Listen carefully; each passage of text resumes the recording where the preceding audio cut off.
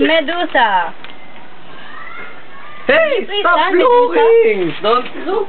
Stop looking! We can use my pet to attack them. What kind of pet is that?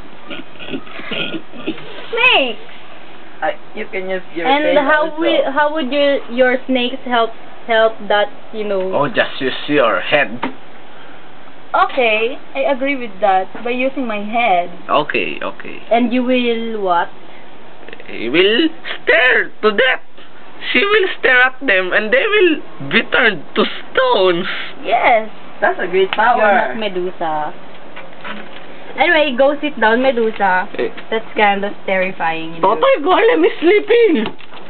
Wake up! I want to sleep until I die. Are you a super villain or a super sleeper?